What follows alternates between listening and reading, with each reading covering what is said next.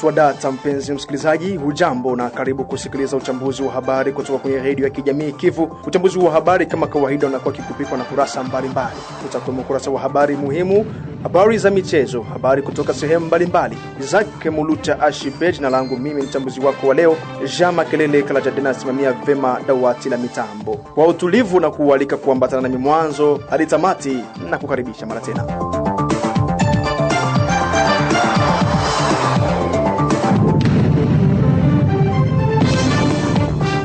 Tunafungua uchambuzi wetu huu wa habari msikilizaji na ukurasa wa habari muhimu ambako unampisha mwenzangu mchumbe wa mkulima na Fatuma. Karibu sana. Naam, asante sana mwenzangu Izake Mulucha Ashibe kwa habari muhimu katika siku ya leo. Wacha tuanze na habari hizi. Baadhi ya shule mjini Baraka zimefungua milango yake ambako wanafunzi kadhaa wamejiripoti mashuleni Jumatatu hii ya wiki tunayo ya tarehe 12 Januari 2026, tofauti na wiki iliyopita. Kwa jambo hilo, viongozi wa shule waomba kwa wazazi kutuma watoto wao mashuleni. Pia tutakuwa na habari za huko wa mlima ambako askari jeshi mmoja wa taifa FRDC amemuua mke wake kwa kumfyatulia risasi mida ya saa 7 usiku wa kucha siku ya kwanza hii ya wiki tunayo ndani ya kijiji cha Wanlima, sekta ya Tanganyika, tarafani Fizi. Na huko Kinshasa ni kwamba ni vema watu wafahamu kuwa kila kitu kinakuwa na wakati wake, na sasa ndio muda muafaka kwa ajili ya mazungumzo ya kitaifa. Ndivyo amesema hayo Bwana Abomba Ebalo Peter Stober, mmoja kati ya makada wa chama tawala nchini cha UDPS, ambaye ameomba kwa Kongomani kuwa na matumaini makubwa na Rais Felix Tshisekedi. Mwenzangu Izake Mulucha Ashibe naweka nukta kwa habari muhimu kwa siku ya leo. Asante sana mchumbe wa mkulima na Fatuma, na sasa najikita mimi katika uchambuzi wa habari zenyewe kwa kina. Nikianzia hapa katika mji wa Baraka ni kwamba uongozi wa kata la Mwandiga ya 3 umelalamikia utovu wa usalama ambao unasababishwa na wanajeshi kutoka nje ya kata hiyo. Kwa jambo hilo, uongozi wa kata ya Mwandiga ya 3 umetaka serikali kushughulikia swala hilo. Bombe Monebato ni mwenyekiti makamu wa kata ya Mwandiga ya 3, amezungumzia hali ya usalama mdogo inayoshuhudiwa kwenye eneo lake, hususan wizi wa simu.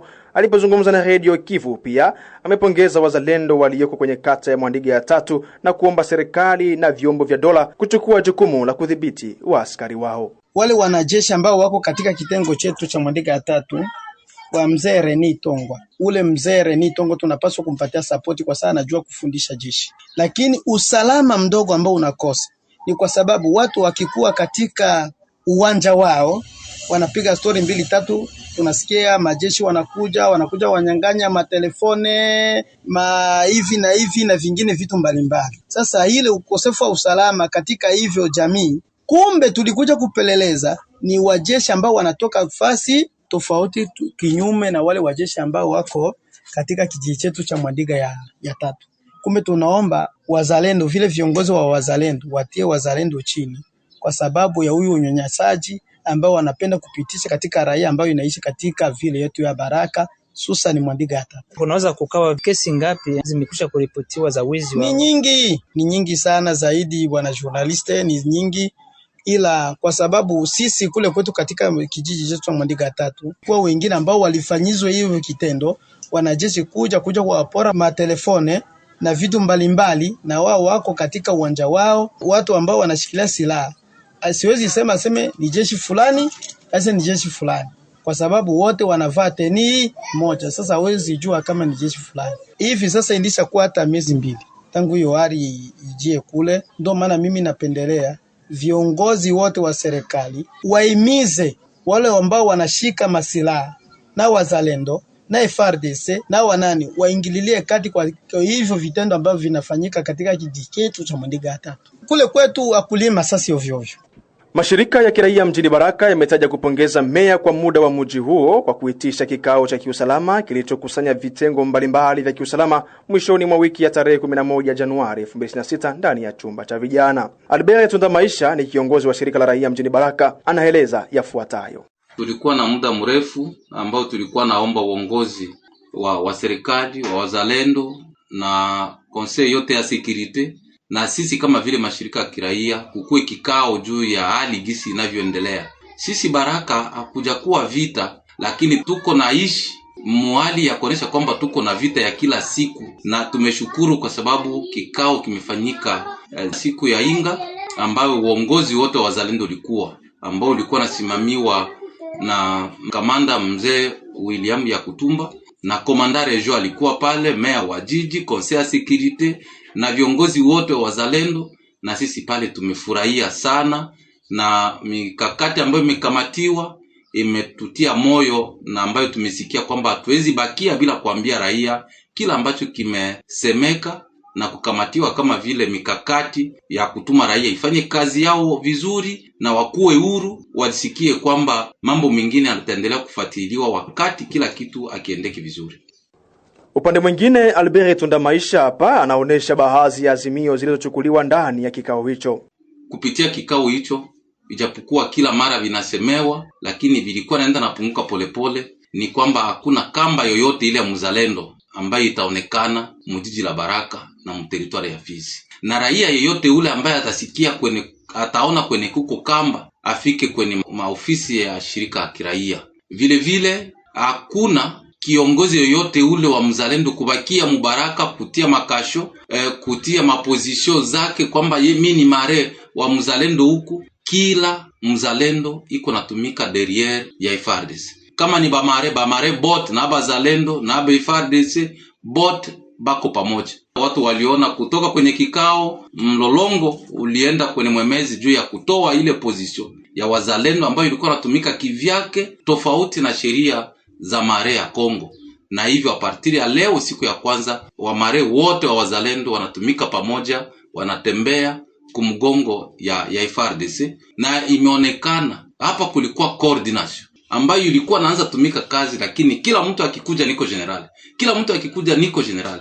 Tulikuwa naanza shindwa sisi kama vile mashirika ya kiraia, utaita nani kukikuwa tatizo za mzalendo. Na tumeshukuru kikao kimeacha tena nasimamisha komanda Amibe numero 1 wa coordination ya wazalendo. Chochote kila ambacho kitaendeka kibaya au kizuri kwa wazalendo, komanda Amibe anaitiwa comme force, na G4 iko pale pembeni. Na mweleweka kwamba wasoda ambao wako nakuja kupiga masasi ovyo, komanda regional alikamata responsabilite, akasema batakuwa na kwa kantone na kila eneo itakuwa na komanda wake, na coordination ya kujere wale watu, na wasikue na kawa hapa siku moja siku mbili wanaenda kwenye wako naenda. Na ile ni message ambayo vile kama shirika raia tulipenda kuapeze watu.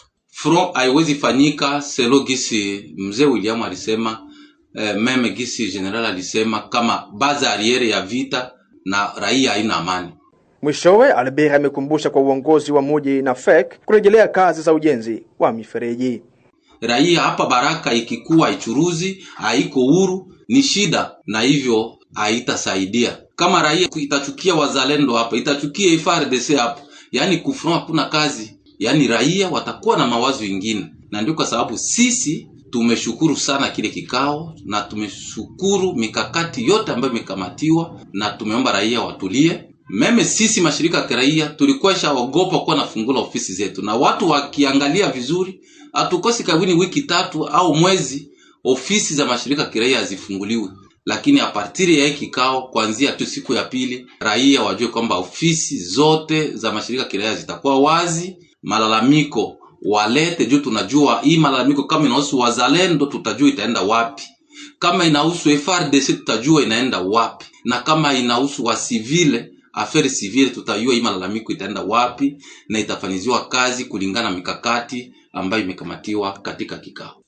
Kupitia hii message, FEC na meya wa jiji wakai chini ile kazi yanze, kwa sababu tulitafuatilia wa engineer wanatuambia kwamba wafundi wako naogopa hali gisi ilivyo ya masase ya wazalendo kunyanyasa watu kiolela, wako naogopa kuja kutumika. Lakini kupitia kikao na mikakati ambayo imekamatiwa, tunaomba FEC na meya wa jiji waangalie kesho au kesho yake kazi yanze, na wafundi waangalie gisi wawe tayari kuanza kutumika ile kazi, kwa sababu wakuchimba wamechimba na kila kitu kiko tayari. Gisi tumefanya renew ya mwisho ambao walituambia mu evaluation, na hivyo sisi tunategemea kwamba ile kazi yanze, maendeleo isibakie nyuma, tuendelee na kila kitu bila tatizo yote ile. Vilevile, kama ulivyojuzwa kwenye ukurasa wa habari muhimu, msikilizaji, baadhi ya shule mjini Baraka zimefungua milango yake ambako wanafunzi kadhaa wamejiripoti mashuleni Jumatatu ya wiki hii tofauti na wiki iliyopita, na kwa jambo hilo viongozi wa shule waomba kwa wazazi kutuma watoto wao mashuleni. Mwenzetu Safari Alimasi Dilwe amepita katika shule mbalimbali na hii hapa ni ripoti yake. Naam. Ni tangu Jumanne ya tarehe 6 Januari ndipo shule zilianzishwa tena kote nchini Jamhuri ya Demokrasia ya Kongo. Hivyo ni baada ya likizo wiki mbili ya kupisha sherehe za Christmas na mwaka mpya. Radio yako ilizunguka katika shule mbalimbali za mji huu ili kujionea hali halisi ya kufunguliwa kwa shule tena iliyokuwa bila mwitikio mkubwa kutokana na ukosefu wa usalama unaokumba eneo la mashariki, hasa kushikwa kwa mji jirani wa Uvira na M23 na kupelekea raia wengi ukimbilia sehemu mbalimbali na wengine nje ya nchi huko Burundi na Tanzania. Hawa hapa ni baadhi ya viongozi wa shule za mji wa Baraka ambao wameomba wanafunzi kujiripoti mashuleni kwani hivi karibuni mitihani itaanzishwa kwa wale wa sekondari. Kasukulu Mutambala Jean, prefect Mwenge wa Taifa Baraka. Ndiyo Jumajana mpaka sasa kuna tofauti fulani. Tulipoanza siku ya pili ya Jumajana tulikuwa wanafunzi 11 kwenye shule nzima. Siku ya tatu wakafika wanafunzi 31. Siku ya 4 wakafika wanafunzi 77. Siku ya 5 wakafika wanafunzi 99. Siku ya 6 kwa sababu ya hali ya mvua tulishindwa kufuatilia, lakini leo tumefika kwenye sawa wanafunzi 298. Hivi kwa sasa ikifika tarehe 2 ya mwezi wa pili hapa kwetu tunaanza mitihani ya kwanza ya mwaka, maexame ya premier semestre. Yaani mbele ya zile tarehe 2 tutakuwa na muda kwanza wa revision. Kumbe tutaambia wazazi kwamba wasitie watoto nyumba wakati kama huu, ni wakati ngumu ambao watu wakipata mwenye kama na huu watoto wanasoma. Vikiharibika tena watu wanabakia nyumbani. Ibalo Echapiro, proviseur wa masomo ya college Notre Espoir hapa Baraka. Masomo iko, mimi naona mwa hii semene tunaanza mzuri par rapport ya semene passée, mais leo lundi tunajikuta tuko deja mu 80 élèves au niveau ya college. Tunaona avec hii alire vitu vitakuwa sawa. Mungu atasaidia, watoto watakuja. Tunaambia wazazi bakuje, batume watoto. Bazazi batume batoto paske masomo iko, masomo ilishaanza na tunafata calendrier scolaire. Naambia bazazi batume batoto ku masomo paske dans toutes les guerres ziko mu Kongo hakuna mwaka ishakaribika juu ya vita. Vita ilianza Bunagana mpaka leo tunaanza isikia Makigongo, Katongo.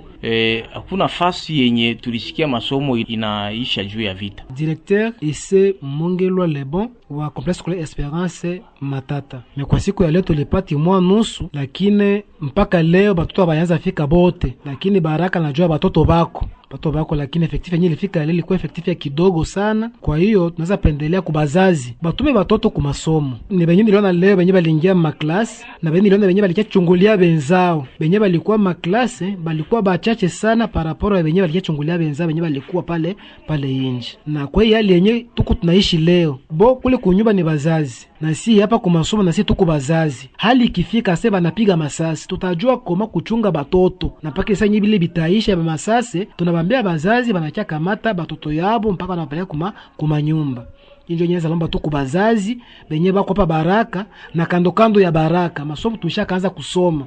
Radio yako haikutaka kuandikia mate na wino upo. Vile tulizungumza nao wanafunzi waliojiripoti mashuleni, walieleza hapa baadhi ya kozi walizozisoma, huku wakiongeza kuwa walimu wanawajibika kama kawaida yao. Leo tulisoma technique d'animation, tukasoma service sociale, tukasoma matematike na tulisoma psychosociale, na hivi tungali nasoma.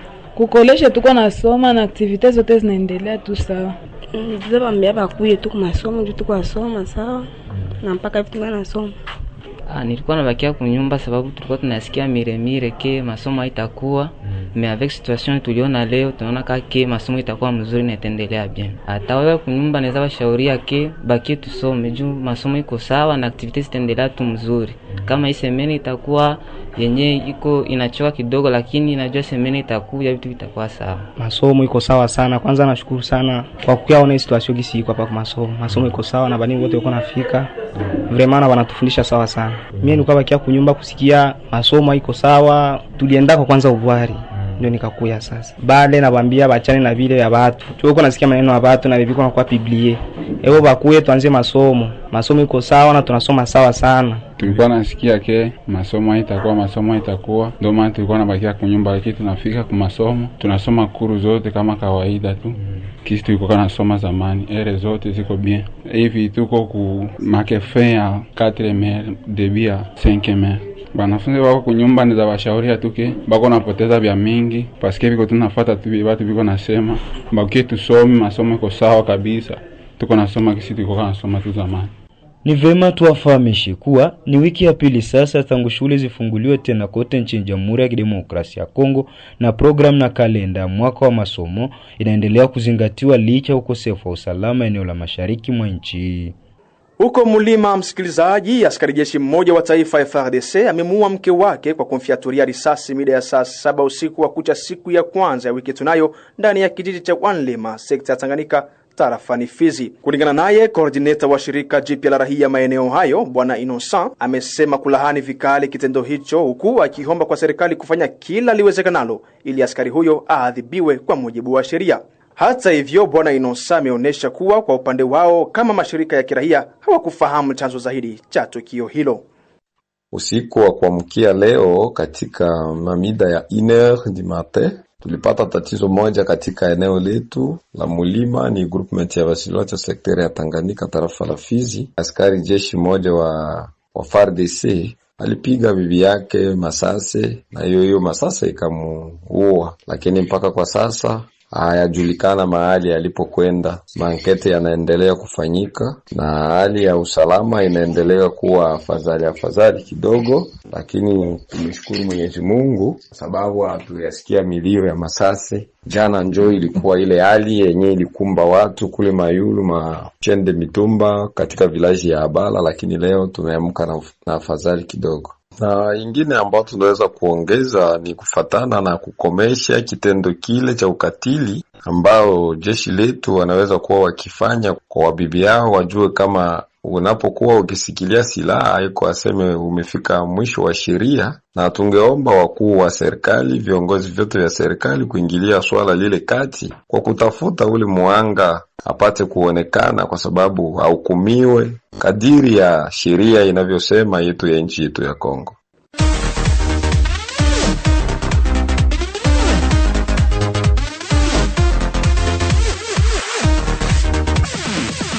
Na mdundiko huo unaashirisha moja kwa moja kwamba tunafungua ukurasa wa habari za michezo, na mpisha Omari Makelele Ozile kutuletea ukurasa huu kama kawaida. Karibu.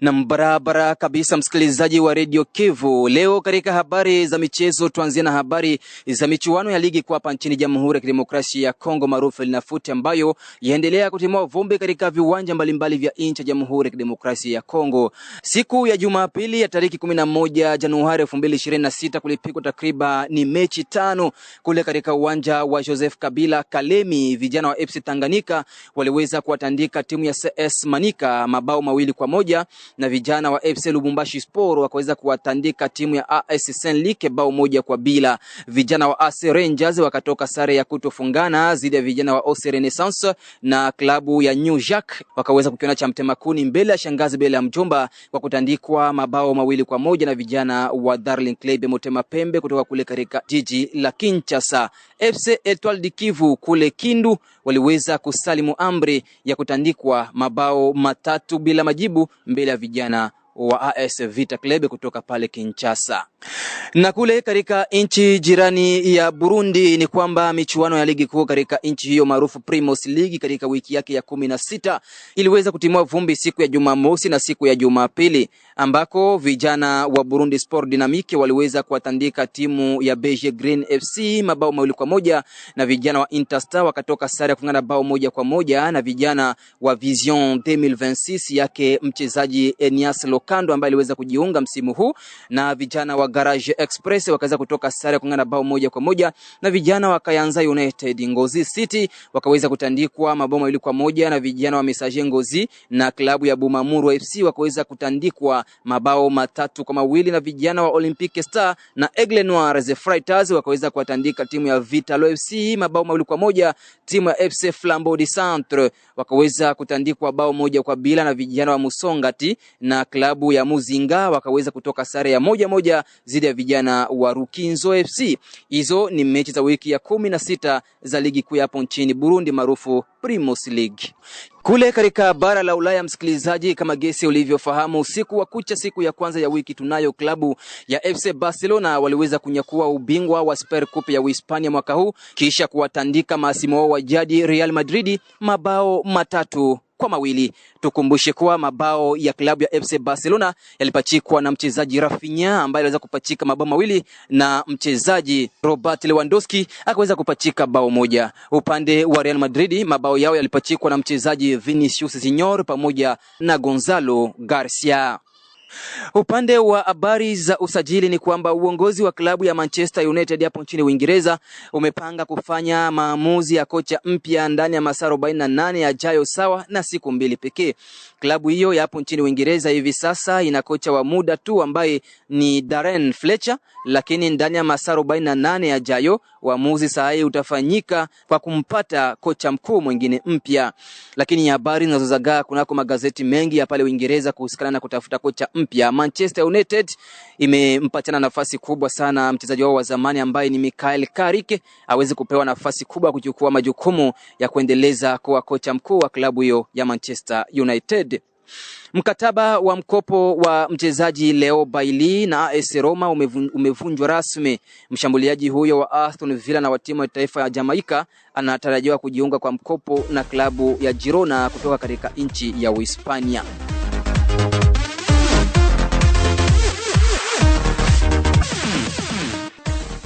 Asante sana Omari Makelele Ozile kwa ukurasa wako huo wa habari za michezo. Msikilizaji, kama ndo bado unakuja kujiunga nasi na kukumbusha tu kwamba unaendelea kusikiliza redio ya kijamii Kivu ambayo unaishika vema kunako mita bendi ya 93.0 FM. Tunawatangazieni mubashara kutoka jiji la Baraka, jimbo ya Kivu ya Kusini, mashariki mwa Jamhuri ya Kidemokrasia ya Kongo.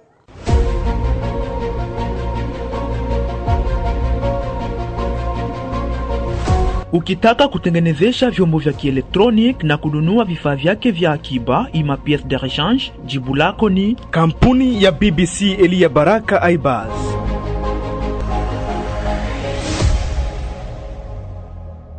Na kwa kutamatisha, msikilizaji, ni vema watu wafahamu kuwa kila kitu kinakuwa na wakati wake, na huu sasa ndiyo muda muafaka kwa ajili ya mazungumzo ya kitaifa. Ndivyo amesema Bwana Peter Stober, mmoja kati ya makada wa chama tawala nchini cha UDPS, ambaye ameomba wakongomani kuwa na matumaini makubwa naye Rais Felix Antoine Tshisekedi. Mchumbe wa mkulima na Fatuma anaangazia ndani zaidi ya taarifa hii.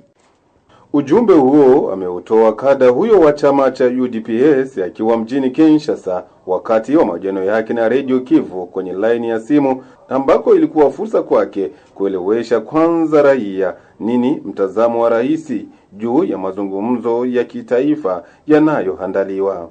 Ebalo Abomba Peter Stober anaeleza fuatayo. Tunauliza swali la kwanza, kwa nini sasa kukubali mazungumzo na M23? Naweza nikwambia kwamba Rais Tshisekedi ni mtu ambaye anatafutia hii Kongo amani, na sio amani ya kipande, amani ya kudumu. Wakongomani waishi katika amani miaka yote, na katika hiyo vision yake yenyewe alikuwa nayo kutafuta amani ya kudumu. Rais Tshisekedi alisema hawezi ongea na ba M23, alikuwa anawaita ba patin. Na yeye mkusema vile alikuwa anapenda kwanza ule mwenye vita akubali kwamba ni yeye ndio anafanya vita. Na Rwanda nikubali, akakubali kwanza. Umoja wa Mataifa wote ukasema M23 iko ni Rwanda ndio M23. Na Rwanda akakubali. Na saba alienda Marekani bana sinye accord na Rwanda. Rwanda aliaccepte kama alikubali kama yeye ndio alikuwa na agrese nani Kongo. M23 haikuwake. Alors, comme kuko deja accord ya États-Unis iko signé na ule agresseur alishakubali, Mena il faut ba Kongomani bote mena tutafute sasa cohesion nationale. Tous les Congolais, haiko tu M23 ndio itakuwa hako. Na société civile iko invité, na ma parti politique opposition ko majorité zote itakuwa invité. Donc ba Kongomani bote bataikala chini, baongee pour que tutafute sasa cohesion nationale. Bwana Rwanda ameshaonekana kama njoo agresseur, atoke. Mena si ba Kongomani tuku naweza kuwa na maprobleme interne si wasi. Probleme ni nini? Tunazitafuta pale papa 1 2 3 4 tunazipata, tunaitatua, tunaleta cohesion nationale na amani ya kudumu inakuya. Kwa sababu kisha hiyo kuna jeshi brigade ya Umoja wa Mataifa ambayo itakuya na yenye itakuwa supervision ya Union Africaine itakuya sasa kudesarmer ile magrupe negatifu yote na kuasiste kuidesarmer na kuleta amani mpaka inadumu. Wakati hayo ya kijiri, mwananchi Andre Biadunia Mashaka, mmoja kati ya wanasiasa wa jimbo la Kivu ya Kusini, ameanza kwanza kutoa mafadhaiko yake ya mtazamo wake hasa kuhusu upande wa rais. Par rapport na dialogue ambayo iko projete hapo Angola, niseme kwamba tushapitia processes za mingi sana, na leo hatuko tunaona importance ya processes ya Doha na processus ya États-Unis, parce que d'abord M23 d'abord il sabotait les patrons, notamment le président Trump mwenye iko le pourvoyeur wa hii accord ya Washington. Alibambia batoke, walisema tuwezi toka, walifanya semblant, ils sont encore là. C'est pour autant dire que kyote tunaweza kufanya sur le plan tactique militaire inawezekana president anajua ndipo alikamata pouvoir, parce que comme ancien opposant alikuya ku pouvoir, anajua kwamba mimi naenda kurekebisha bienye Laurent Désiré Kabila alishindwa, bienye Kabila alishindwa, bienye Mobutu alishindwa, mimi comme ancien opposant 32 ans dans l'opposition naenda nirekebisha. Mais president alifanya, kulikuwa materisme moya autour ya yeye, kila mwanaleta proposition yoyote ile inaweza kuwa mzuri ya kusaidia nchi, alikuwa anaonekana kwamba ni mtu mbaya, na bakaanza kukole kila mtu mwanatafuta kusema vya dialogue vya kuongea. Tunaona kama FARDC ina nguvu muongee, bana mkole de l'ennemi de la nation, yani adui wa nchi. Alors que mimi nakumbuka MONUSCO à travers les représentants wa secrétaire général wa Nations Unies Bintou Keita bali tuambiaka depuis bangali bunagana kwamba sisi comme MONUSCO comme Nations Unies hatuna nguvu za kubloquer M23 parce que équipement yenyewe nayo ni équipement yenyewe moderne. À ce moment-là, le président angeanzaka déjà kuona namna gani ya kufanya étude à travers les experts pour que ba étudier équipement yenyewe bale ba M23 bako nayo ba adapter ku équipement ya FARDC. Malheureusement, quand on va nommer un ministre national de la défense, munakamata un infirmier, munamutia pale, ajo wake, un ancien journaliste, munabatia ku ministère sawa ile, resultat ni kama yenye tuko tunafikia leo. Hata hivyo upande mwingine, Abomba Ibalo Peter Stober ameongeza kuwa ni vema raia wawe na matumaini na Rais Felix Tshisekedi. Ninakuhakikishia hii itazaa matunda. Kwa sababu hakuna vingine. Bakongomani bote baliomba dialogue. Tufanye dialogue. Opposition bengine bote meme kuku benye tuko na Union Sacrée benye balikuwa banasema kufanyike dialogue. Mena kama le moment ikukua opporte kwa kuifanya wakati ilikuwa yafika. Mena inafika. Tshisekedi anasema bile vya basenku na ma SSS vipende naenda sasa ku Union Africaine comme instance habilité. Mena Union Africaine inavikamata inapatia Togo comme médiateur sous la supervision ya Union Africaine. Mena hivi itazaa matunda. Mwenye atakatala kwenda kule ndio mwenye ataonekana sasa kimataifa, kidunia na kiafrika, meme kusadeka ataonekana huyu ndio shida sasa, na yeye ndio batafata anapigwa. Batu yote wanaona inatakiwa amani irudie mashariki ya Kongo, batu yote barudie. Najua mnajua delegation ya gouvernement ilikuwa mkambi kule Burundi, na leo hivi wataenda Tanzania kwenda ona ba refugee kule Nyarugusu, ni kuwapatia message ya amani na kuwagarantir kama bientôt watarudia bajestale pour que amani ya kudumu ikuye kule kwetu. Hiyo na kuhakikishia, na ninawaambia kama kila kitu kinakuwa na wakati wake. Jeshi itakuwa ile ma resolution itakuwa execute na Union Africaine. Unauliza kesho ya tatu, kikao vya Doha havijafika mwisho. Sawa, sikia vile unasema Doha hayafika mwisho. Mena unajua kitu kimoja naweza nikwambie, tulikuwa na process mbili, tulikuwa na Kenya, tulikuwa na Angola.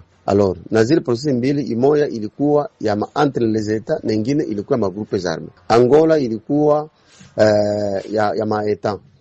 Kenya kulikuwa ya ma groupes armés. Alors, zile processus mbili zikanyanganyiwa na Etats-Unis na Doha. Mena kome kuko deja resolution ya Nations Unies, kuko deja ile accord ya Etats-Unis inakuya complete ile resolution, unatoka ingine resolution. Mena banakamata ile procedure vyote na vya Doha na vingine vyote banavitupa Angola. Mena kula Angola ndio kanye sasa batakloture vyote, abapende tena ma procedure ya kwenda tena Doha vyote vitafanyika Angola. Mwishowe Andre Biaduni ya Mashaka amesema kuwa kauli ya Rais Felix Tshisekedi ya kusema le peuple d'abord aiheshimiki unapoona malalamiko ya raia kutokukubaliwa. Ya pili, il y a des opposants, il y a même les gens de l'Union sacrée va lui proposer que twende ku dialogue mapema bato bayakufa. Mais respect même ya slogan ya IDPS haikuwa respecté parce que walikuwa tuambia que c'est le peuple d'abord, et le peuple d'abord commence par la préservation ya maisha ya watu. Batu basikufe, batu basikimbie. Leo Uvira yote presque l'est ya pays, des provinces zote kunabakia tu inayakamatiwa ni Mwenga na Fizi, menazo ziko sumenase leo. Kama president angekuwa vraiment anapenda watu wa Sud Kivu, watu wa Nord Kivu, watu wa Fizi, watu wa Uvira, wa Mwenga, Shabunda, nafasi nyingine Walungu, Iju, Kalehe, angeanzaka ku proposer dialogue mapema pour que tusifikie kwenye tunafikia leo. Alors, inatafuta kwenda ku dialogue. Mekulisha anza kuwa amateurisme moya hivi. Il faut que je le dise. Bako deja bana préparer, mais ils sont en train de chercher makano zabo. Nani mwataenda kutusemea siye, mwenye tutatuma mwatakuwa kufavorable kubietu. Est-ce que batafanya sélection de bons acteurs, de vrais acteurs benye bakifika mu dialogue banasema kweli, parce que kenye batenda kudebatre kia nguvu, ce sont les causes profondes. Yani kisa kabisa ya vita ya kila wakati, 96 vita, 98 vita, 2003 vita, 2009 vita, 2012 vita, ile ndio watenda kuzungumzia. Alors, il faut pas que batulete tena batu ya diaspora kutoka Bulaya ndio bakie kuzungumzia maisha ambayo tunaishi hapa.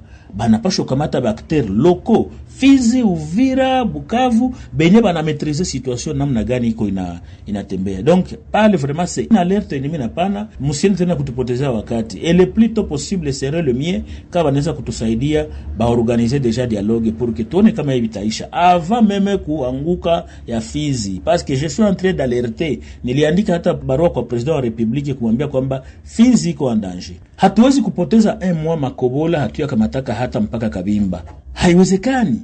Je propose moi ile barua kikukwe permutation ya bale ba autorité milibale ba responsable militaire ku niveau ya Baraka batowe. Mtu aweze anza kukimbia vita kuanzia Nord Kivu mpaka Sud Kivu, mais mungana mwacha tu Fizi, mungana mwacha tu Baraka. Njoo ma conséquences ya nyetuko tunaona leo. Nilifanya Baraka 4-5 jours, mais il faut voir avant nitoki. Il faut voir. Donc, moment iko favorable kwetu sisi peuple congolais, mais iko favorable kwa autorité parce que ni moment ya kujenrichir. Ma mission, ma création des histoires pour que wapate mafranga inawasaidia. Na ni hadi hapo ndipo natamatisha kabisa uchambuzi wa habari kwa siku ya leo. Ninashukuru jopo nzima la uhariri walionisaidia kukuandalia habari hizi, msikilizaji. Kwa niaba ya wote uliowasikiliza kwenye uchambuzi wa habari nasema asante. Mimi ni Izake Mulucha Ashibe, mchambuzi wako wa leo. Mpaka hapa na kuaga, sina la ziada. Kwaheri. Salamu alaikum.